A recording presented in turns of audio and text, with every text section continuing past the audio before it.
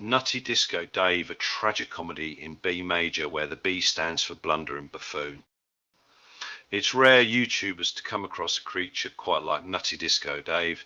If trolls were given awards, Dave would be the eternal holder of the cut and paste Clown of the Year trophy, permanently glued to his cold, sticky hands.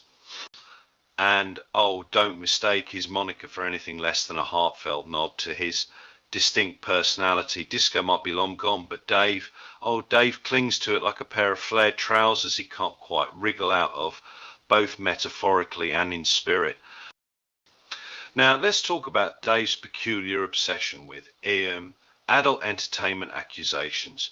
Yes, for reasons known only to the deepest recesses of his muddled mind, Dave is absolutely convinced everyone on the internet is running an elaborate underground network of porn sites, redirecting children's domains to filth. Absolutely. Never mind the fact that this claim has as much weight as a damn tea biscuit. Dave is convinced he's unearthed a grand conspiracy.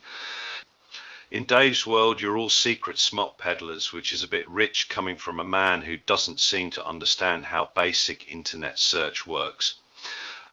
Why? Who knows? Perhaps it's projection. Or maybe Dave's just had a few too many after dark adventures with his own search history.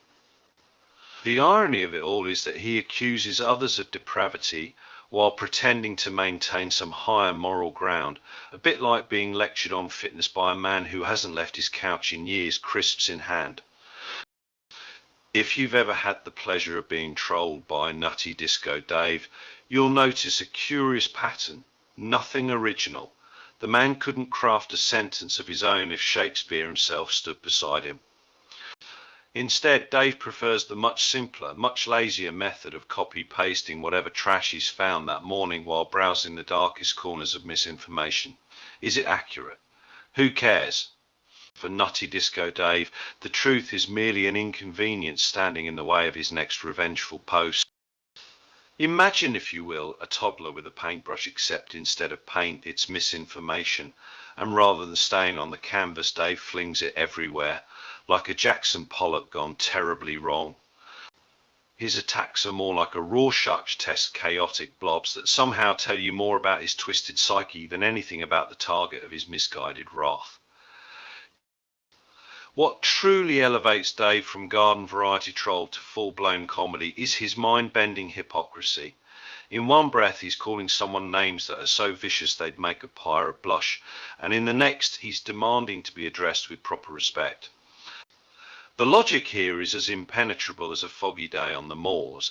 It's as though he's fashioned himself as some grand internet lord, where plebs should bow to his title while he slings mud from his lofty tower of ignorance. You have to wonder if Dave realizes he's a walking contradiction, or if self-awareness was the one ghost that even he couldn't catch. Speaking of ghosts, now, if there's one subject dear to Nutty Disco Dave's heart besides smut allegations and copy-paste vitriol, it's his obsession with the supernatural. Yes, dear YouTubers, Dave fancies himself something of a ghost hunter. This isn't the Victorian gentleman of yore embarking on noble quests to uncover the mysteries of the afterlife. No, this is a man who's written an entire book on ghostly matters with more spelling errors than a GCSE student texting at 2 a.m. Not so much Phantom of the Opera as Phantom of the Typo. His book, a masterpiece of unintended hilarity, is a testament to just how little he cares for such pesky matters as grammar, fact-checking, or making any semblance of sense. Yet in his heart of hearts, Dave believes he's penned something worthy of Poe or Lovecraft.